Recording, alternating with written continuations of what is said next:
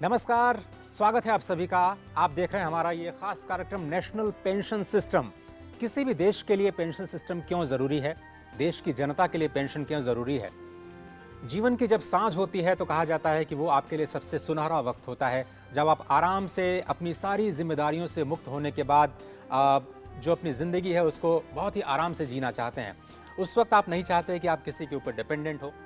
उस वक्त आप नहीं चाहते हैं कि फाइनेंशियल लगी किसी के ऊपर आपको डिपेंड होना पड़े, और इसलिए जो पेंशन सिस्टम है, पेंशन व्यवस्था किसी भी व्यक्ति के लिए बहुत ही अहम हो जाती है। देश में पेंशन प्राप्त करने की क्या कुछ वर्तमान स्थिति है, क्या कुछ विकल्प हैं, उस पर हम चर्चा करेंगे और समझने की कोशिश करेंगे कि नेशनल पेंशन सिस्टम क्यों है इतना अहम देश की अर्थव्यवस्था के लिए, और क्यों आपको ऑप्ट करना चाहिए, क्यों आपको चयन करना चाहिए नेशनल पेंशन सिस्टम में इन्वेस्ट करना। इन्वेस्ट आपको कब करना चाहिए और कितना फायदा होगा अगर आप जल्दी नेशनल पेंशन सिस्टम में इन्वेस्ट करना शुरू करते हैं। इन तमाम मुद्दों पर हमारे साथ बातचीत करने के लिए आज बहुत ही खास मेहमान हैं। PFRDA जो कि रेगुलेटर है पेंशन का, उसके जो चेयरमैन हैं सुप्रतिम बंदोपाध्याय जी, दिल्ली स्टूडियो में आपको बहुत बहुत धन्यवाद सर वक्त निकालने के लिए। और हमारे साथ मुंबई से जुड़ रही हैं डेलॉइट की पार्टनर और टैक्स एक्सपर्ट हैं बहरोज कामदीन। बहरोज जी, बहुत बहुत धन्यवाद मुंबई से वक्त निकालने के लिए। इस खास प्रोग्राम में हम लगातार आपसे संपर्क करते रहेंगे। चलिए इस कार्यक्रम की शुरुआत करते हैं, और इससे पहले कि मैं स्पेसिफिक्स पे आऊं बंदोपाध्याय जी, ये अभी जो वर्तमान स्थिति है पेंशन सिस्टम की, उसको थोड़ा सा बताएं, देश में किस तरह से चल रही है। उसके बाद मैं नेशनल पेंशन सिस्टम के डिटेल्स पे आता हूँ। अभी जो देश में पेंशन्स की स्थिति है ये बड़ा स्कैटर्ड काइंड ऑफ है, क्योंकि एक कोई पर्टिकुलर अथॉरिटी नहीं है, पर्टिकुलर रेगुलेटरी बॉडी नहीं है जो पेंशन के बारे में देख रहे हैं। एक तो PFRDA है ही है जो NPS, APY जैसे स्कीम चलाती है। उसके साथ साथ IRDA के पास भी सुपर एन्युएशन फंड है जो भी पेंशन देते हैं।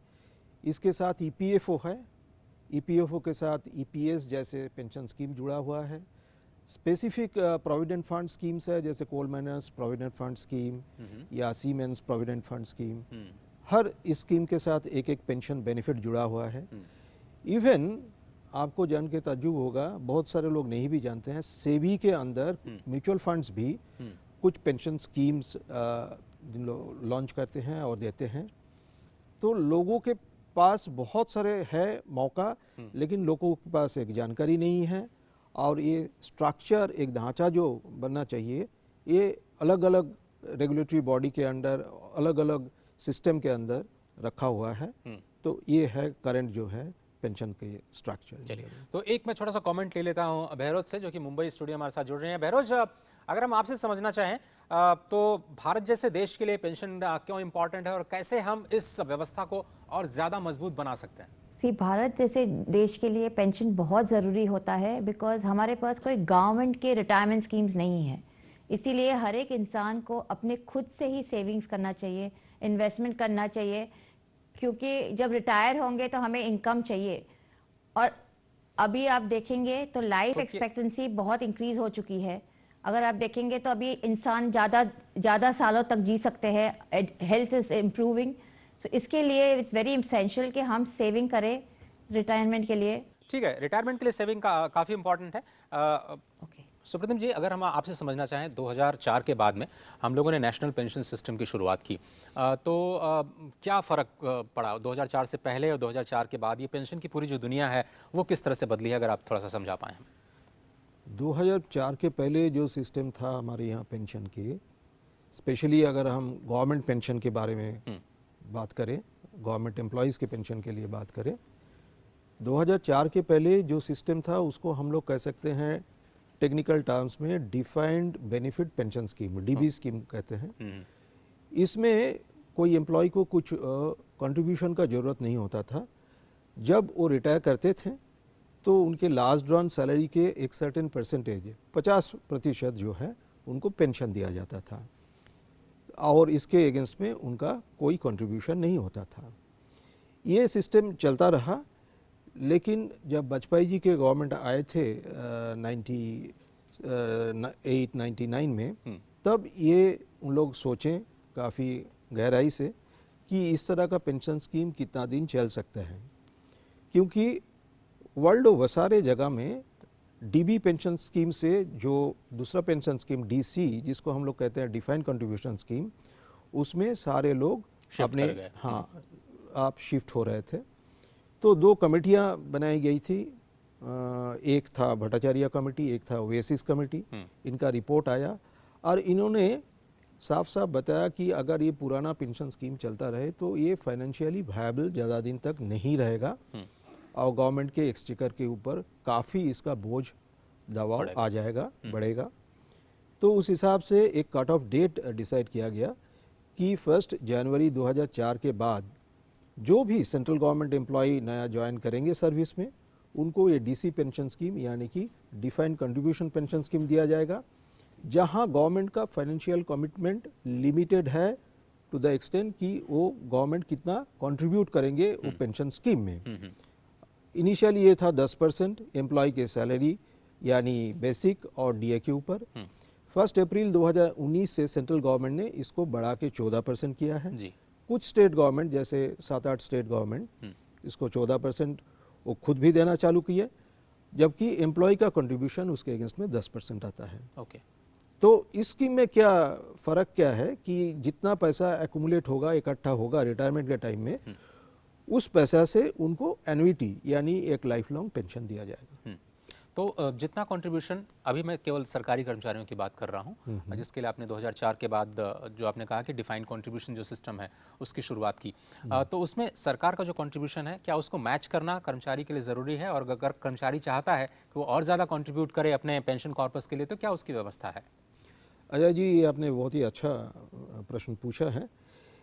लोग सोचते हैं कि हमको सिर्फ मैच करने से ही काफ़ी हो जाएगा, लेकिन अगर वो चाहते हैं वो अपने तरफ से अपने हिस्से का कंट्रीब्यूशन अगर जो 10% है उसको बढ़ा के वो दे भी सकते हैं, उससे ज़्यादा भी दे सकते हैं। ये हो सकता है कि 10% से ज़्यादा वो दे, उसमें उनको टैक्स बेनिफिट नहीं मिलेगा, लेकिन ये अल्टीमेटली उनका रिटायरमेंट बेनिफिट है, रिटायरमेंट सोल्यूशन है, रिटायरमेंट के बाद रेगुलर इनकम का एक जरिया है। तो इस हिसाब से अगर देखा जाए तो कभी भी वो चाहते हैं तो उससे ज़्यादा भी जो उनका मिनिमम रिक्वायरमेंट 10%, उससे ज़्यादा भी वो कंट्रीब्यूट कर सकते हैं। तो अब एनपीएस के एक तरह से देखें तो देश में 2 तरह के सब्सक्राइबर हुए। एक तो जो सरकारी कर्मचारी हैं, जो कि केंद्र सरकार के कर्मचारी हैं, और आपने एक चीज़ ये भी कही कि जो राज्य सरकारें हैं उन्होंने भी मैच करना शुरू किया केंद्र सरकार के साथ में। मुझे लगता है कि जो पीएसयूज़ हैं वो भी अगर मैं गलत नहीं हूँ तो उस तरह की जो स्कीम है उस पर काम कर रहे होंगे। अब मैं ये समझना चाहता हूँ कि जब सरकारी कर्मचारी और जो कि सरकारी सेवा में नहीं है, क्या उसके लिए भी नेशनल पेंशन सिस्टम है कि वो जाकर के पेंशन का फ़ायदा उठा सकते हैं और पेंशन पाने के लिए आपको सरकारी नौकरी की ज़रूरत नहीं होगी? हाँ, एक्चुअली 2004 में तो ये शुरू हुआ सेंट्रल गवर्नमेंट कर्मचारी के साथ। उसके बाद सारे स्टेट गवर्नमेंट, 1-2 स्टेट गवर्नमेंट छोड़ के बाकी सारे स्टेट गवर्नमेंट अभी एनपीएस अपना लिया। State autonomous bodies, central autonomous bodies बहुत सारे एनपीएस को अपनाए हैं। और उसके बाद 2009 से हम लोग रिटेल कस्टमर जैसे हम लोग भी आज एनपीएस में ज्वाइन कर सकते हैं अपने हिसाब से। हाँ, उसमें चूंकि कोई एम्प्लॉयर का कंट्रीब्यूशन नहीं रहेगा, अपने आप से आप कंट्रीब्यूट कर सकते हैं, करके अपना कॉर्पस बना सकते हैं। इसके बाद कॉरपोरेट्स को के लिए भी ये खुला गया है। कॉरपोरेट, कभी कभी ऐसा होता है कि कॉरपोरेट खुद अपने एम्प्लॉय के लिए कंट्रीब्यूट करते हैं और एम्प्लॉय भी उसके मैचिंग कंट्रीब्यूशन करते हैं। कभी कभी कॉर्पोरेट अपना रजिस्ट्रेशन लेते हैं लेकिन ये वॉलंटरी कर देते हैं अपने एम्प्लॉयज़ के लिए। जो ज्वाइन करना चाहते हैं वो ज्वाइन कर सकते हैं और उसके साथ कोई एम्प्लॉयर का कमिटमेंट नहीं रहेगा। दोनों तरह से ये चल रहा है। तो आगे जाते हुए अगर हम देखें तो एनपीएस सिस्टम कितना इम्पॉर्टेंट है, अगर हम समझना चाहें कि अगर कोई इस ऑप्शन को लेता है, एनपीएस में इन्वेस्टमेंट करता है, तो उसके लिए क्या बेनिफिट्स हैं, क्यों उसके लिए फ़ायदेमंद है, हम कैसे उसको एनकरेज करें इस एनपीएस सिस्टम को अपनाने के लिए? अभी जैसे पहले ही वेरोज मैडम बताई थी कि आज एक रिटायरमेंट बेनिफिट सबके लिए इम्पोर्टेंट है 2-3 चीज़ के लिए। एक जो देखना पड़ेगा, पहले एक इनफॉर्मल सिस्टम था पोस्ट रिटायरमेंट, वो था अपना joint family. Joint family system में क्या होता था, रिटायरमेंट के बाद भी कहीं ना कहीं से फाइनेंशियल सपोर्ट मिल जाता था। लेकिन आज अगर आप देखेंगे ये जॉइंट फैमिली सिस्टम कम्प्लीटली बिखर चुका है। ये है नहीं, ये इनफॉर्मल सपोर्ट चला गया। तो फॉर्मल सपोर्ट के जरिए एक ही है, वो है कि अपने आप जो है इसके लिए व्यवस्था कीजिए, आज से ही व्यवस्था कीजिए, ताकि जो है रिटायरमेंट के बाद आपके दिन अच्छा गुजर सकते हैं। दूसरा चीज़ जो है, लोग जो नहीं समझते हैं आज कि लॉन्जिविटी, जो लोग इवन रिटायरमेंट के बाद, हमारे पास जो आंकड़ा है वो आंकड़ा कहते हैं कि 60 साल के बाद इंडिया में ऑन एन एवरेज आज लोग 18 साल तक जी रहे हैं। जी जी। हाँ, ये पहले से काफ़ी मतलब बढ़ गया है, लेकिन longevity is also a risk. अगर हमारे पास उस 18-20 साल काटने के लिए उसका कोई फाइनेंशियल संस्थान नहीं है, तो ये बड़ा रिस्क होता है। और तीसरा क्या है, मेडिकल साइंसेस बहुत इम्प्रूव हुआ है, अच्छा ट्रीटमेंट मिल रहा है, सब कुछ हो रहा है, लेकिन मेडिकल कॉस्ट बहुत बढ़ चुका है, जिसके ऊपर लोगों का कोई कंट्रोल नहीं है। इसलिए पोस्ट रिटायरमेंट लाइफ हम अपने सर उठा के जी सकते हैं। इसके लिए पहले से ही अपना जो है व्यवस्था करना चाहिए और एक रिटायरमेंट सोल्यूशन ढूंढना चाहिए, जिसके लिए आई फील कि एनपीएस का कोई भी कॉम्पिटिटर आज नहीं है, क्योंकि इसमें फ्लेक्सिबिलिटी है, ये बहुत ही कॉस्ट इफेक्टिव है। मैं आपको बताऊंगा कि ये जो है वर्ल्ड ओवर हम लोग ने IOPS मतलब international organisation of pension supervisors के साथ चेक किए हैं, शायद ये वर्ल्ड में सबसे कॉस्ट इफेक्टिव पेंशन स्कीम है। और जो चीज़ सबसे कॉस्ट इफेक्टिव होता है उसका बेनिफिट अल्टीमेटली ट्रांसफ़र होता है कस्टमर जो है उसके लिए। चलिए मैं एक छोटा सा ब्रेक लेता हूँ। और जो आपने कहा कि दुनिया की सबसे सस्ती पेंशन स्कीम है और ये कितना इम्पॉर्टेंट है किसी के लिए भी इसको ऑप्ट करना, इसमें निवेश करना, उसको हम समझेंगे और क्या कुछ ऑप्शन है। और ये जो पैसा अगर आप कंट्रीब्यूट करते हैं तो उसका मैनेजमेंट कैसे होता है, और जिसका रेगुलेशन खुद ये PFRDA करती है, जिसके चेयरमैन आज हमारे साथ हैं। कहीं मत जाइए, इसके और भी इम्प्लीकेशंस हैं और भी फायदे हैं, समझेंगे। आप देख रहे हैं हमारा खास कार्यक्रम नेशनल पेंशन सिस्टम। बुढ़ापे को सुरक्षित किया है। अगर नहीं तो एनपीएस में निवेश करके आप रिटायरमेंट के बाद अपनी पेंशन सुनिश्चित कराएं। इस स्कीम में 18 से 65 साल का कोई भी भारतीय नागरिक पेंशन का लाभ उठाने के लिए शामिल हो सकता है।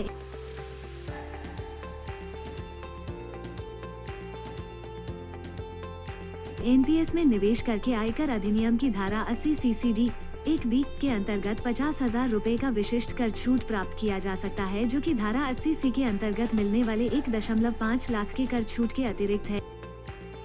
अभी रजिस्टर करने के लिए अपने नजदीकी बैंक शाखा से संपर्क करें या PFRDA कॉल सेंटर 1800-110-708 पर कॉल करें।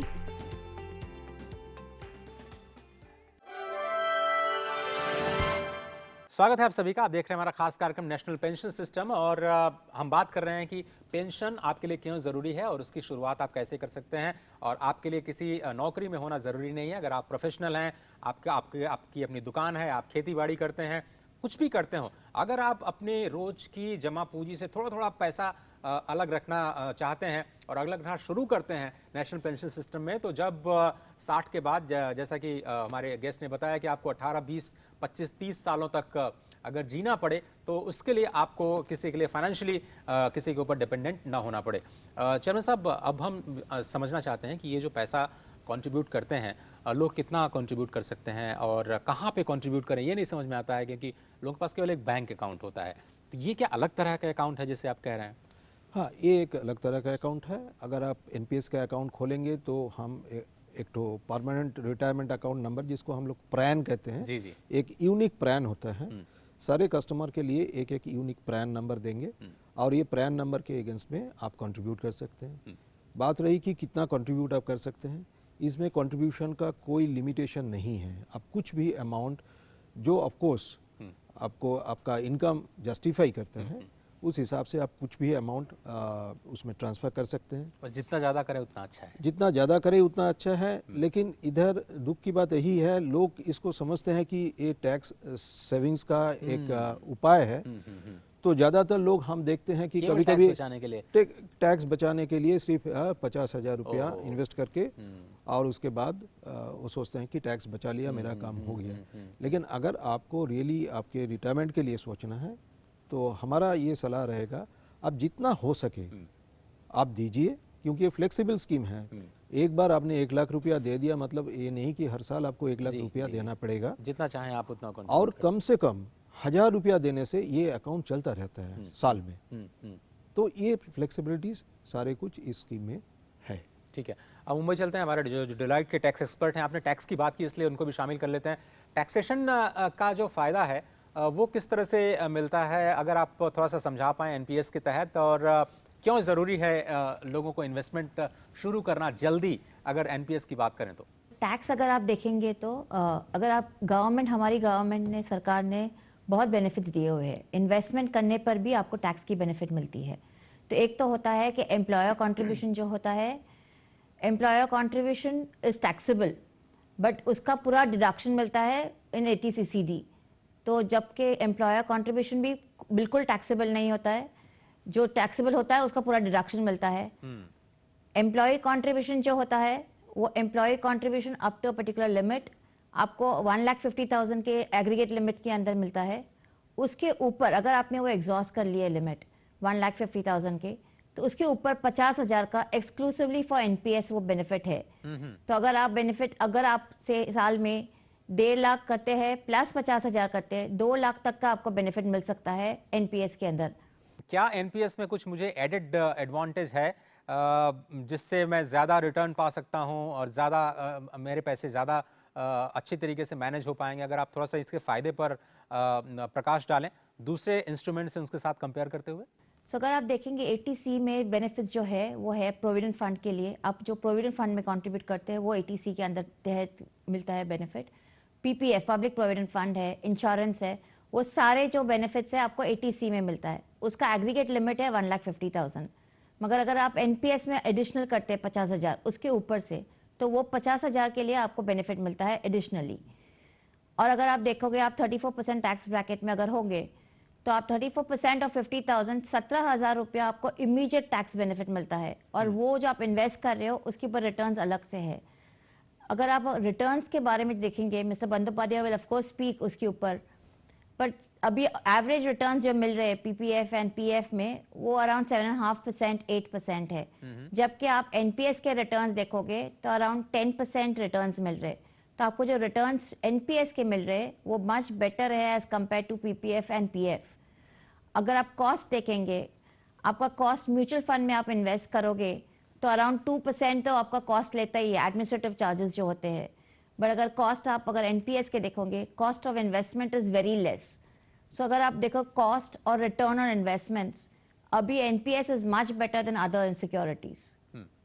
चलिए, ये आपने काफ़ी इंपॉर्टेंट चीज़ कही कि जो कॉस्ट है और रिटर्न दोनों को ही लिहाज से ये जो NPS है वो बेटर है। और इसलिए जिस तरह से बंदोपाध्याय साहब ने कहा कि आपको केवल 50,000 रुपये जो टैक्स बेनिफिट है केवल उसके बारे में नहीं सोचना चाहिए, बड़ा कॉर्पस बनाना चाहिए, कोशिश करनी चाहिए कि अपनी बचत का एक बड़ा हिस्सा NPS में डालें। सर, लेकिन ये जो NPS है उसको उसका रेगुलेशन आप लोग क्या करते हैं? आप किसको रेगुलेट करते हैं? और वो जो पैसा है उसको मैनेज कौन करता है? और ये जो रिटर्न बता रही हैं हमारी जो एक्सपर्ट हैं वो कहाँ से जनरेट होता है? हाँ, अभी जो हमारा रेगुलेशन का पार्ट आपने जो पूछा, हम बहुत सारे एंटिटी को इसमें शामिल किए हैं और हर एक एंटिटी वो अपना अपना काम करते रहते हैं।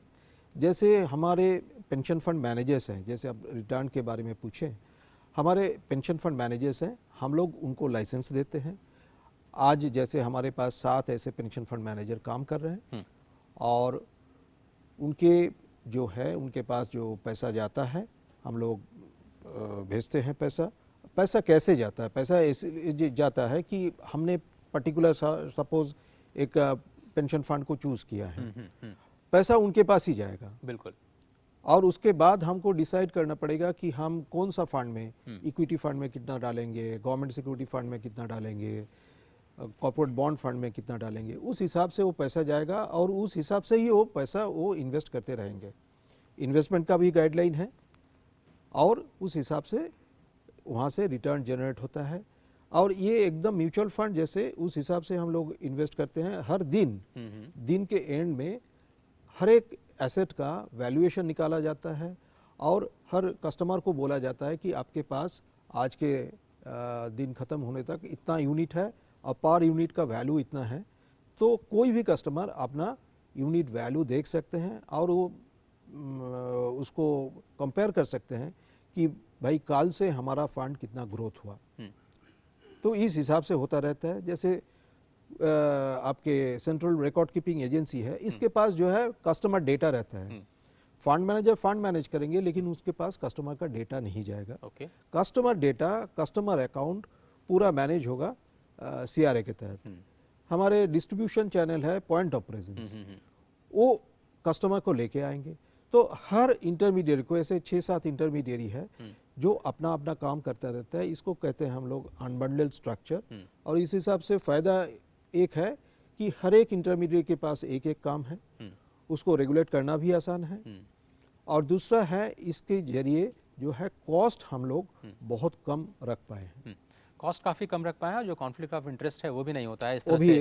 हाँ। वो जो रेगुलेशन है उसमें काफ़ी इंपॉर्टेंट होता है। लेकिन अब ये सवाल उठता है कि ये जो फंड मैनेजमेंट कंपनियां हैं, वो क्या इस पैसे को आप चाहें तो शेयर मार्केट में लगा सकती हैं, अगर आप चाहें तो गवर्नमेंट डेट में लगा सकती हैं, और आप चाहें तो मिक्स लगा सकती हैं, आपने ये कहा? हाँ, एक्चुअली ये कस्टमर का चॉइस होता है, सब्सक्राइबर का चॉइस होता है।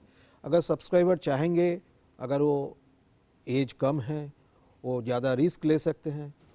कुछ कस्टमर चाहते हैं कि हम ज़्यादा इक्विटी में इन्वेस्ट करें, तो हम लोग इक्विटी में इन्वेस्टमेंट का चॉइस 75% तक रखे हैं कि ज़्यादा से ज़्यादा आप 75% इक्विटी में इन्वेस्ट कर सकते हैं।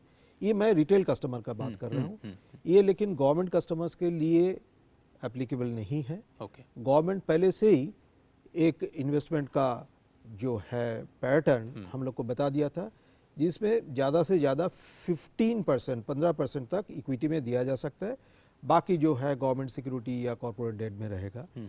अप्रैल 19 के बाद सेंट्रल गवर्नमेंट ने ये पैटर्न को थोड़ा रिलैक्स किया और सेंट्रल गवर्नमेंट एम्प्लॉयज़ को भी अगर वो चाहें तो 50% तक इक्विटी में इन्वेस्ट करने का इजाज़त दिया है।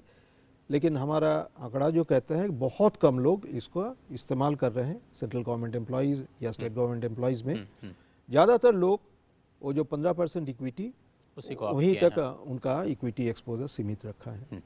सर, मैं एक छोटा सा और ब्रेक लेता हूं और उसके बाद जो रिटर्न की बात है, अब मैं समझूंगा आपसे कि अलग अलग क्लास में कितना रिटर्न है। एक छोटा सा ब्रेक, आप कहीं मत जाइए, आप देख रहे हैं हमारा खास कार्यक्रम नेशनल पेंशन सिस्टम। क्या आपने अपने बुढ़ापे को सुरक्षित किया है? अगर नहीं तो एनपीएस में निवेश करके आप रिटायरमेंट के बाद अपनी पेंशन सुनिश्चित कराएं। इस स्कीम में 18 से 65 साल का कोई भी भारतीय नागरिक पेंशन का लाभ उठाने के लिए शामिल हो सकता है।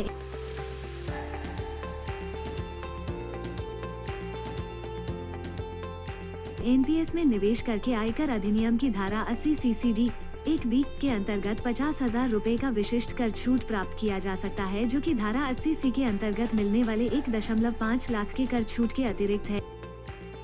अभी रजिस्टर करने के लिए अपने नजदीकी बैंक शाखा से संपर्क करें या PFRDA कॉल सेंटर 1800-110-708 पर कॉल करें।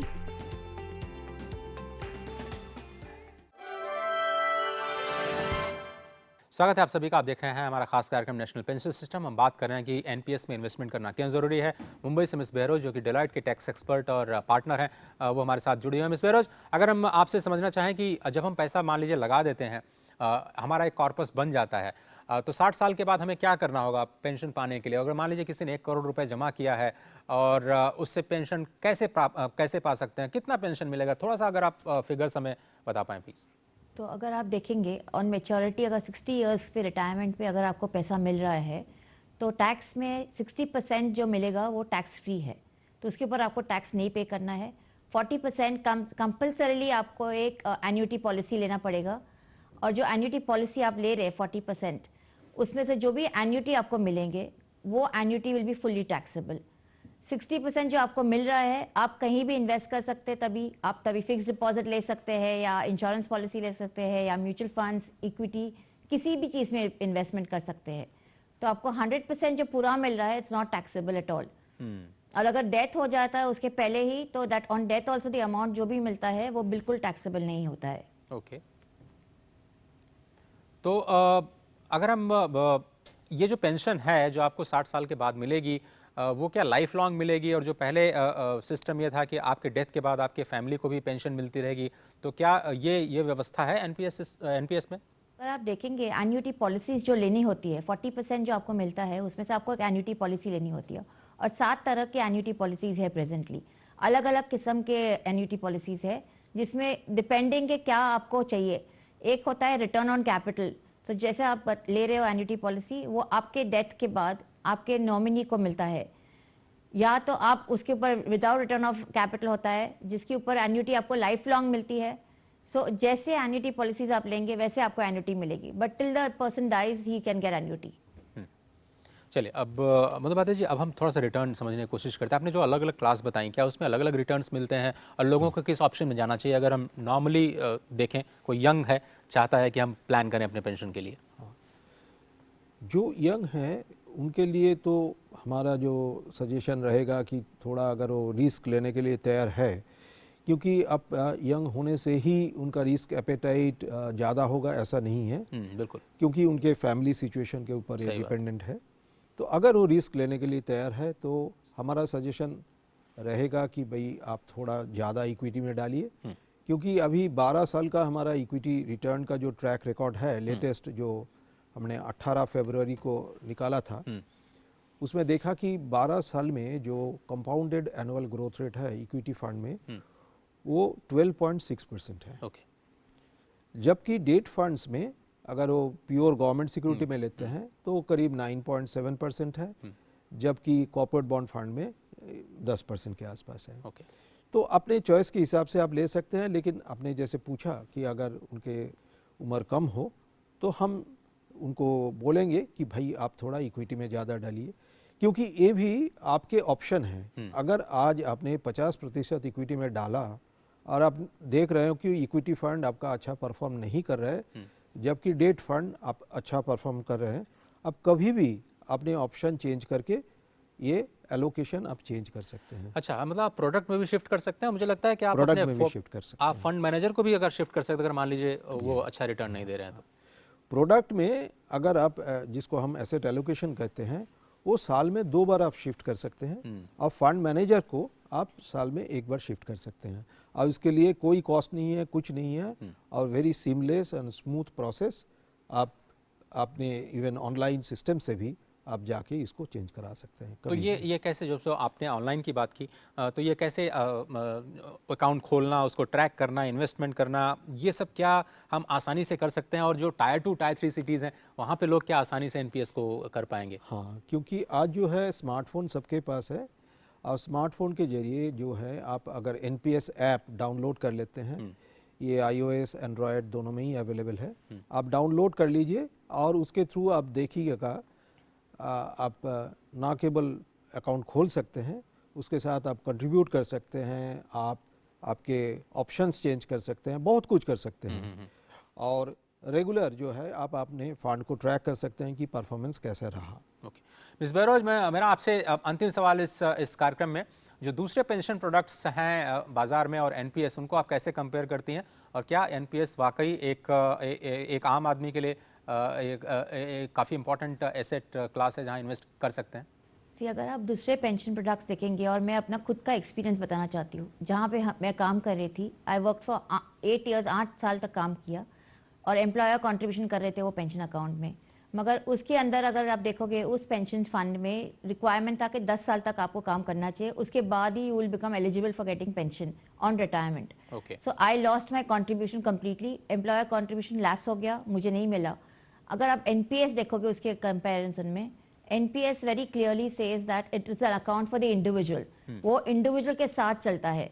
So even when I move employment, जबकि मैं एक ऑफिस से दूसरे ऑफिस में जा रही हूँ, या मैं ऑफिस करती नहीं, मैंने ब्रेक ले लिया, काम नहीं कर रही हूँ, या अपना खुद का काम कर रही हूँ, मैं अकाउंट मेरे साथ रहेगा, which is very important to understand कि मेरा जो कॉन्ट्रीब्यूशन होता है इट डजंट लैप्स, और वो कंटिन्यू होता है, वो बहुत इंपॉर्टेंट होता है एनपीएस के लिए, एंड वो कहीं और दूसरे पेंशन अकाउंट्स में वो नहीं मिलता है।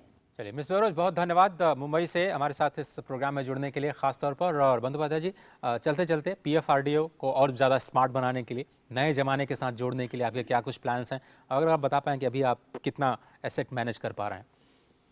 अभी जो है कि हमारा टोटल एसेट अंडर मैनेजमेंट, जिसको AUM कहते हैं हम लोग, 31 जनवरी तक 5,64,000 करोड़ के आसपास था, जो कि मार्च 20 एंड में 4,17,000 करोड़ है और देखेंगे तो इसमें करीब करीब 35% से भी थोड़ा ज़्यादा ग्रोथ हुआ है इसके दौरान। अब जानते हैं लास्ट ईयर कोरोना के चलते कितना चैलेंजिंग था, लेकिन इसके बावजूद भी लोग आए, कंट्रीब्यूट किए, हमारे फंड मैनेजर्स भी अच्छा फंड मैनेजमेंट किए तो कि जाके इसको जो है 35% ग्रोथ तक पहुंचा दिए हैं अभी तक। तो और बहुत सारे ऑनलाइन चैनल्स इंक्लूडिंग ENPS हम लोग ने चालू किया है जिसके ज़रिए लोग अपने घर में बैठ के, आज किसी के पास जाने का ज़रूरत नहीं है, बैंक ब्रांच में जाने का ज़रूरत नहीं है, आप अपने घर में बैठ के आप NPS का अकाउंट खोल सकते हैं और पोस्ट रिटायरमेंट आप पेंशन का सुविधा ले सकते हैं। सर बहुत बहुत धन्यवाद सुप्रतिम बंदोपाध्याय जी इस प्रोग्राम में शामिल होने के लिए। मुझे उम्मीद है कि जो ये पूरा का पूरा NPS सिस्टम है और भी ज़्यादा लोगों तक पहुँचे और दूर दराज के इलाकों में जहाँ पर लोग पेंशन सिस्टम को अभी तक नहीं अपना पाए हैं, इस कार्यक्रम के ज़रिए भी लोग ज़रूर इसके प्रति आकर्षित होंगे, ये मेरा विश्वास है। बहुत बहुत धन्यवाद। तो फिलहाल आज के इस कार्यक्रम में सिर्फ इतना ही। मुझे और मेरी पूरी टीम को दीजिए इजाज़त। नमस्कार।